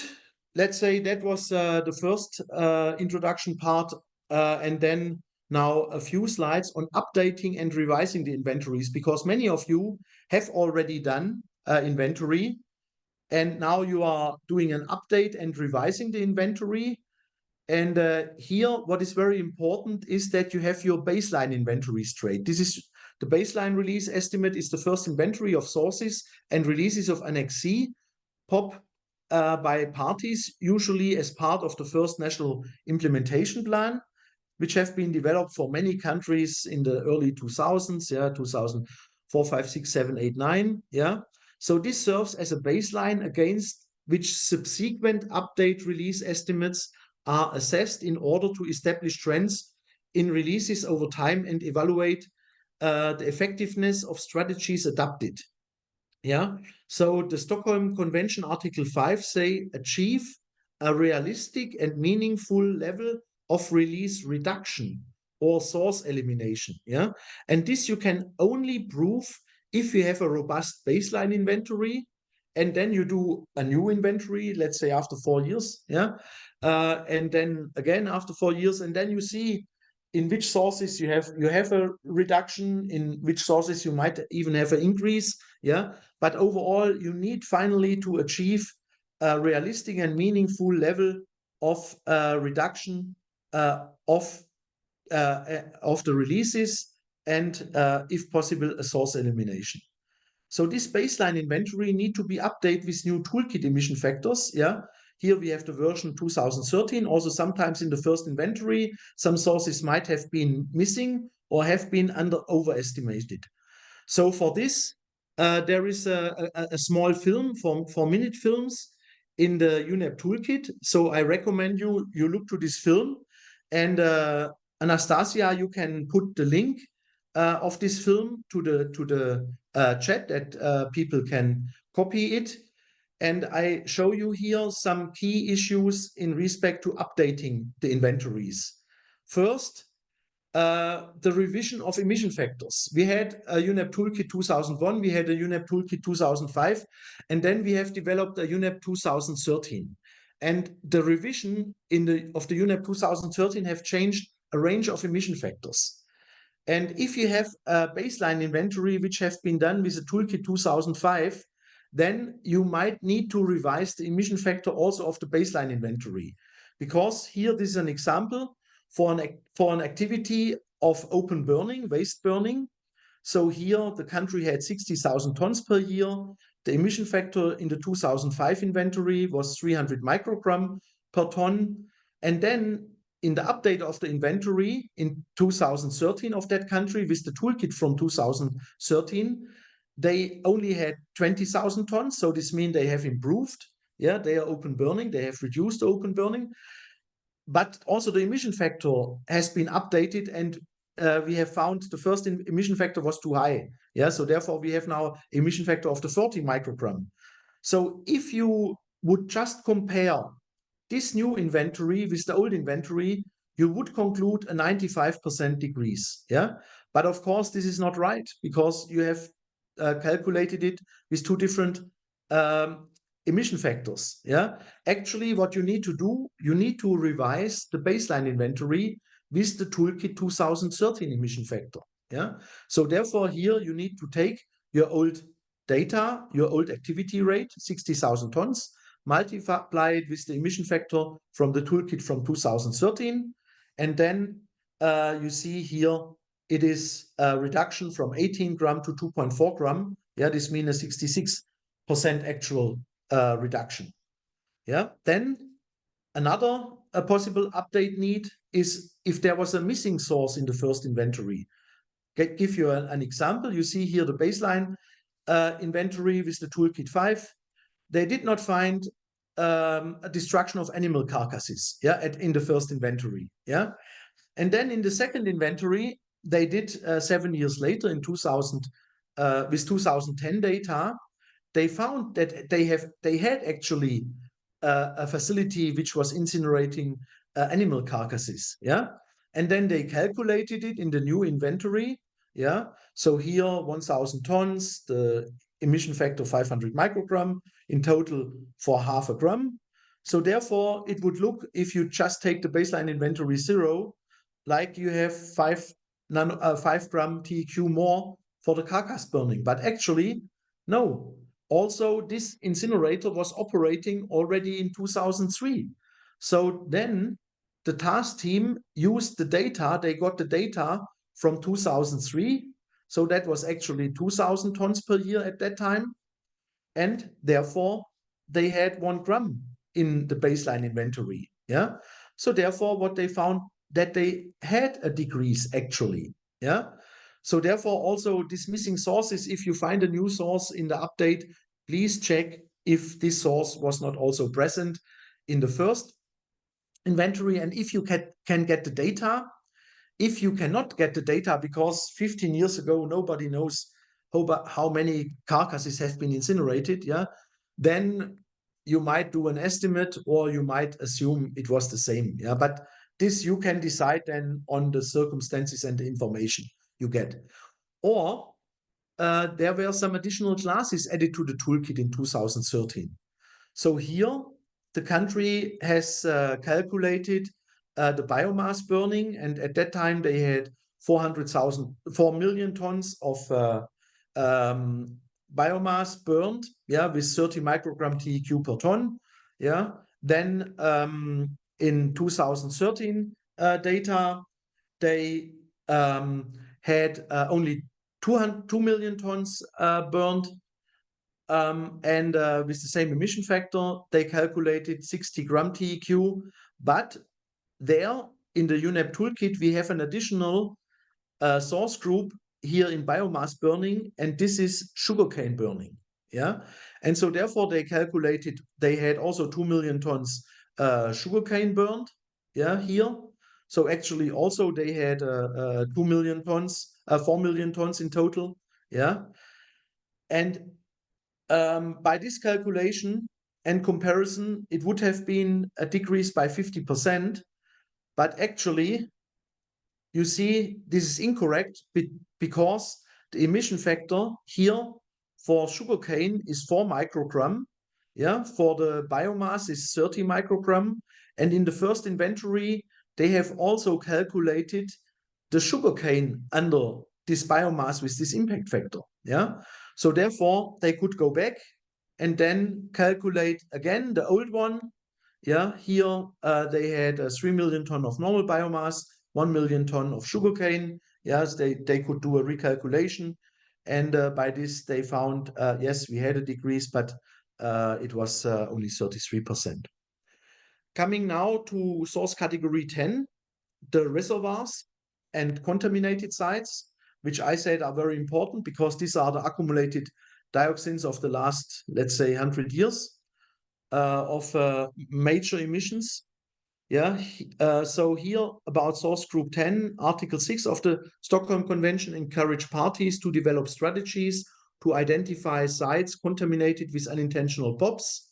This source group includes an indicative list of activities that might have resulted in the contamination of soils and sediment with dioxins and other unintentional POPs.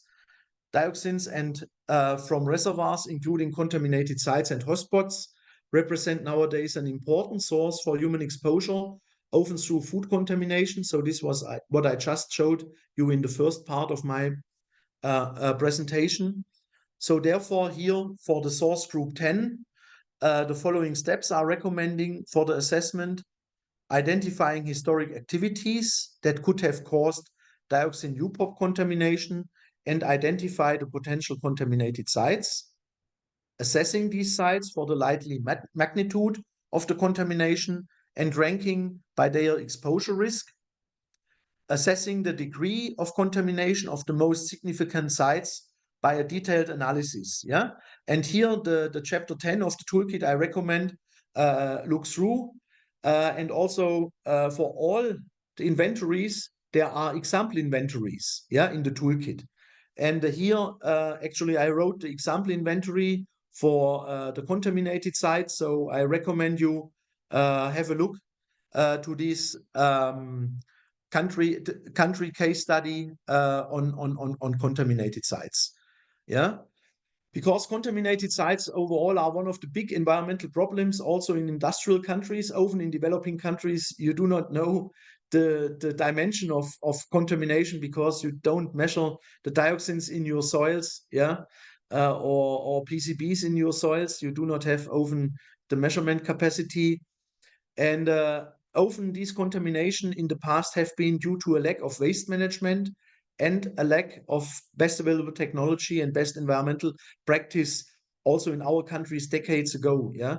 So the largest contamination, you have also seen it for Japan with the rice fields, where in the 1950s, 1960s, 1970s, the same is true for Germany. Yeah. The same is true for United States United States has a so-called Superfund project since 45 years, multi-billion dollar for the assessment and management of contaminated sites, and POP is only one of the categories. Dioxin is only one of the categories. Other POPs are other categories, but there are heavy metals, PAHs, BTX means benzene, toluene, xylene, yeah, and these are huge problems. Yeah, Sweden have a projected their remediation activities until 2050. We have now in the UNEP web group developed a guidance, and I recommend you to have a look at on POP contaminated site assessment. This is at the moment in the final commenting stage. Yeah, so go to the website. And actually between 2005 and 2015, but also the last 10 years, I have very much looked into these contaminated sites. I had a series in environmental science pollution research documenting these contaminated sites, and I have put you here some links. Anastasia, you can put the links into the chat. I highly recommend you read the review on the relevance of dioxins and PCBs in soil and food production and exposure, and also our review article with IPEN, Peterlik et al. And PCBs in eggs. Both of them has open access. Yeah, just one example here: dioxin PCB contaminated sites around metal industry here in Italy. It's a sinter primary steel industry. So here 1,600 sheep and goats need to be slaughtered and incinerated because they were contaminated. Today, 20 kilometers around this metal plant, no cattle are allowed. Yeah, so if you do measurements, then you understand what is the real pollution and how much land you cannot use. Actually, in this region, there is also a higher cancer rate.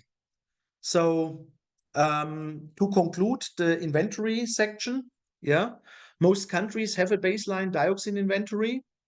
So please update the baseline dioxin and unintentional POP inventory with the UNEP 2013 toolkit, assessment what source group and source categories are present, gathering the activity rates of the individual source categories, classify individual sources according to the situation of individual plants and industries, appropriate selection of the emission factors. Important also assessment of the source group 10, contaminated sites and related risk and exposure for humans, livestock, and wildlife from the past 100 years, dioxin and UPOP release. The dioxin toolkit has included some release estimates for other unintentional POPs, which also can be calculated, and they are particularly relevant for some of the organochlorine production. Please make sure that the data of your inventory is kept in an appropriate database, that it is available when updating the baseline inventory. So it's very important that the government take care of this toolkit Excel, yeah, and best that you have this kind of data in the National Statistical Office, and then next time you find it and you can easier update. Coming to the last part, it's short, integrated approach for pollution prevention and control of unintentional POPs and other major pollutants, not only unintentional POPs. First, an example of a BAT electric arc furnace in a developing country was in Africa. So that was really an electric arc furnace, which was BAT, had a good back filter. There were some possibility like post-combustion for improvement, but otherwise the facility was good. However, there was no waste management in place. The ashes which were collected with the BAT back filter were just dumped near the back house and then blown by the wind and used for the pavement of the street. Yeah. So therefore, the BAT measures and all the investment were meaningless. Yeah. So one basis is a proper waste management, also for all these facility as a best environmental practice measure. Yeah, that's the start. The company, they would have been interested, yeah, in the solution of this waste management. It was a good company, and but there was no support and also no pressure from the government. Yeah, so sometimes it's not only the industry, sometimes it's also the government. Yeah, but often, yes, it's also the industry, also the government want to do something. Yeah, it can be both. Yeah, but actually there would have been solutions, and I mean, we propose solutions then in our activity. for example, the cement industry was interested in the slag. Yeah, they could use it in the process, and also fly ash could be recycled by the global zinc industry. Yeah, because this kind of electric arc furnace ash contain high levels of zinc which can be recovered. So therefore there are solutions, but cooperation need to be facilitated. And one thing what I want to highlight in my presentation, now I talked about nearly 2 hours about dioxins, yeah, but and showed the dioxin as a star, yeah, but actually care need to be taken that reduction measures do not focus on dioxins and UPOPs, but that other substances and emissions are considered and reduced together. Yeah, the heavy metals are at least same important, and in many, for example, in the metal industries, the smelters, the heavy metals are they have the higher toxicity compared to the dioxins. So therefore, also those need to be assessed and addressed. So therefore, it's necessary to do integrated pollution and prevention and control. Just looking to this facility I showed you from Italy. Yeah. So these are other releases from the facility. This facility release around 100 gram TEQ. Yeah, this is enough to contaminate surrounding of 20 kilometers around that facility. But the same facility releases 230 tons of benzene, cancerogenic. It releases per year, yeah, about 80 tons of lead compounds, 1.5 tons of mercury, and all this directly to the air, yeah. We are not talking about ash here, yeah. We are talking about air release, yeah. 5,380 tons of particulate matter, yeah, of PM10, which is toxic, yeah. Also about 11 million tons of carbon dioxide, yeah. So dioxin is one of the smaller problems. It is a problem there, yeah. It's part of the problem, yeah. So, but you know, if you do a real measure and if you put filters there, for example, you reduce all the emissions, yeah. If you do improvement of the facility, yeah. So you can come from the dioxin, but then you need to look larger. Yeah, also here, this is the same facility, water release, chromium 11 tons, cyanides 41 tons, TOCs 1,250 tons, just release into water. Yeah. This is electric arc furnace from Germany. Yeah, the same. This has 1 gram TEQ. It's a BAT. This is an absolute BAT facility. Yeah. This has a super back filter. This has the right temperature. Yeah. This has produced 1.8 million tons of steel, yeah, with a release of 1.8 million cubic meter per hour, yeah, has only a dioxin release of 1 gram, yeah. It is a dioxin release. I would not like to have directly near this facility garden for vegetables, yeah. But at the same time, you need to understand this releases more than 600 kilogram of mercury, yeah, and it releases more than 1 ton of nickel tetracarbonyl, yeah. This is highly carcinogenic, nickel tetracarbonyl, unbelievable carcinogenic, yeah. So therefore, yes, also here, dioxin and dioxin reduction important. You also reduce others, but you need to look to the bigger picture. Also, when you do a total calculation, if you do, for example, external cost calculation just based on dioxin for this facility, it's a joke, yeah. So of course you need to include also the heavy metals, for example, yeah. And when you look here to the BAT-BEP guidance, the BAT-BEP guidance highlight that we need to do integrated pollution prevention and control here in the cross-cutting considerations, yeah. I recommend you, this can be downloaded, here is the link, yeah, to the BAT-BEP guidance, to the general part. And the European Union is now working since more than 25 years on this integrated pollution and prevention and control. So here the BAT documents are looking to all pollutants, not only to dioxins, but also particulate matters, heavy metals, yeah, acid gases, yeah, energy aspects, emission to air, water, and soil waste. But this is also what we do here with our BAT-BEP, what you have seen also with the toolkit, yeah. And the European Union has developed best available techniques reference documents for the different sectors, yeah. Here today we have 33 BAT reference documents. Anastasia, you could put the link, yeah. 5 about metals, 4 about minerals, 8 about chemical sectors, waste sectors too. So I also recommend these are open source. You can download it. China, for example, has translated all these BAT reference documents into Chinese. Yeah. So if you consider here waste management and BAT for your different dioxin sources, you will achieve a reduction and possibly elimination for some of the sources.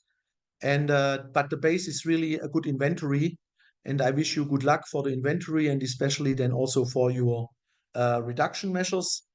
Therefore, when developing a dioxin inventory, it is recommended to do a thorough assessment of the facility in respect to waste management and overall releases in an integrated manner. Yeah, thank you for your attention.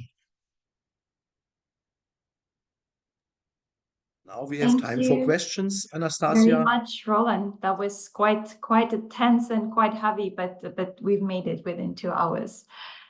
Yes. We do indeed have a number of questions in the chat and also in the Q&A, but they are quite very specific and calculation-related questions.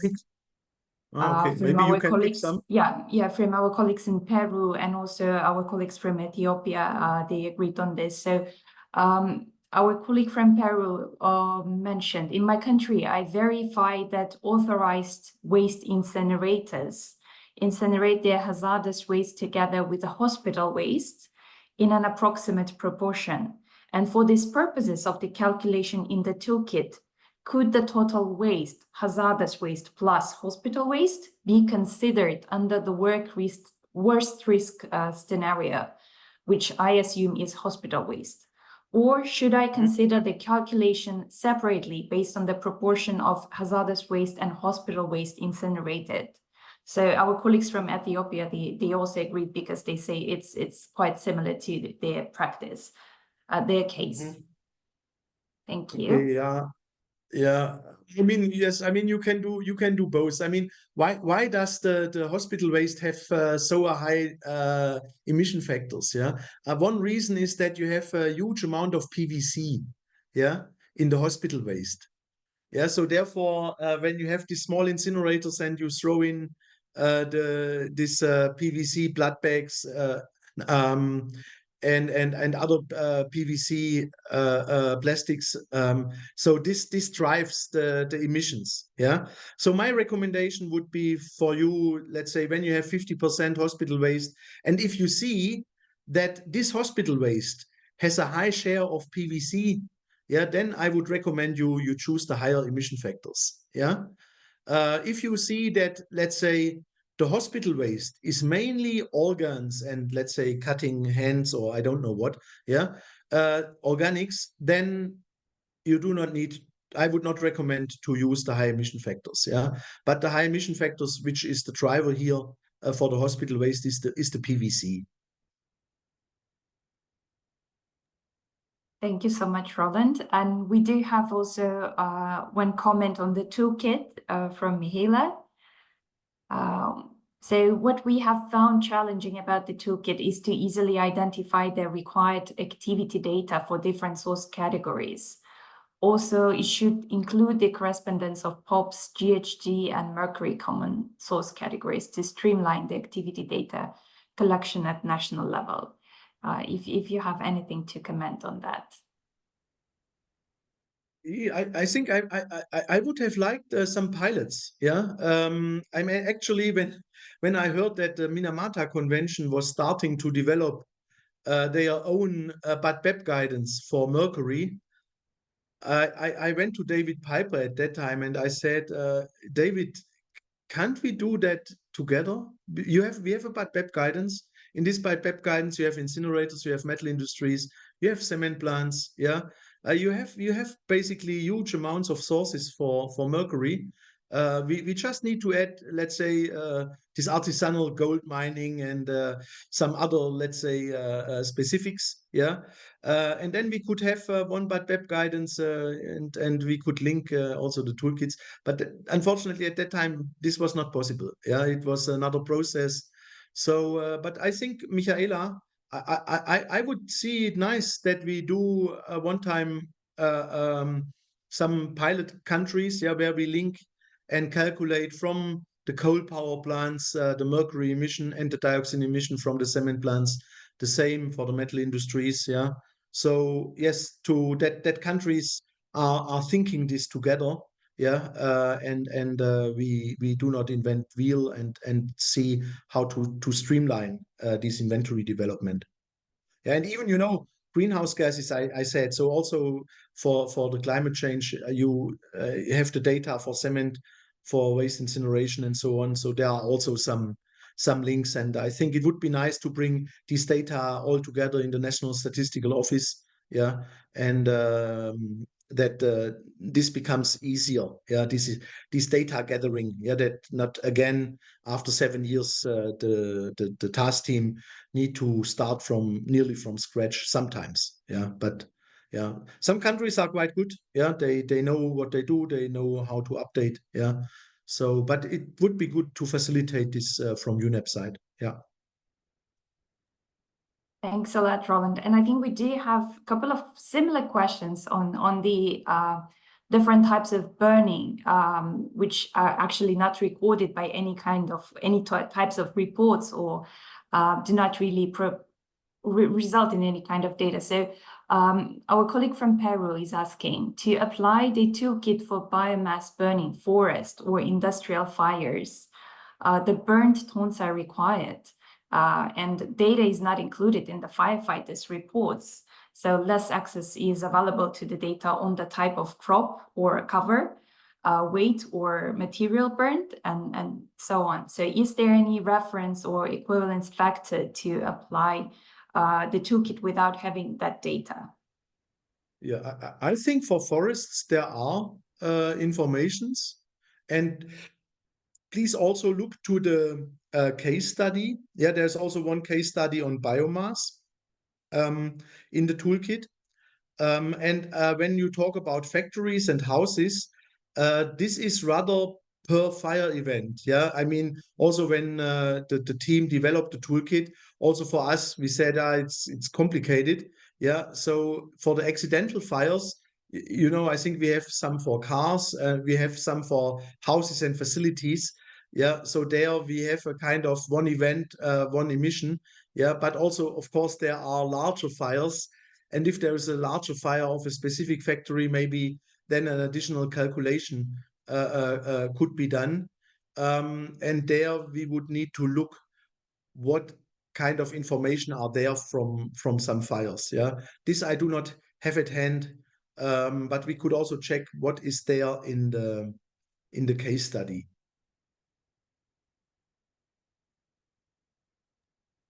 Okay, thank you, Roland. Maybe we can pick up one more question before we wrap up. And the question is for the use of biomedical waste, since sorting of this waste is not really strictly applied, should the same emission factor be used for discharges in the air and soil after burning? Again? So for medical waste. Biomedical waste. So I understand is some biomass.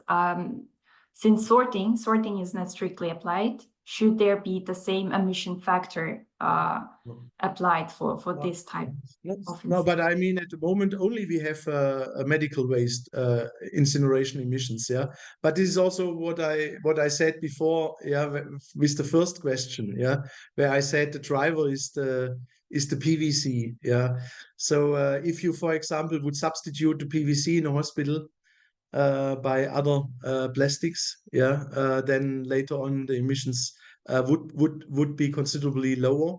But this has not been calculated actually. Yeah, so at the moment we only have this one emission factor, and this is in respect to the emission quality.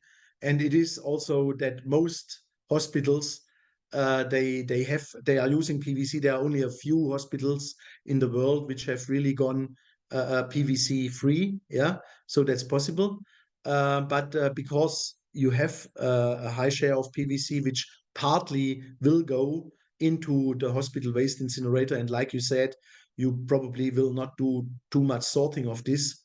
Yeah, and I mean also then if you have a blood PVC bag, yeah, it's also kind of biomedical waste. Yeah, it will also go to the incinerator. Then you would have the emission there. But yes, there are other technologies, right?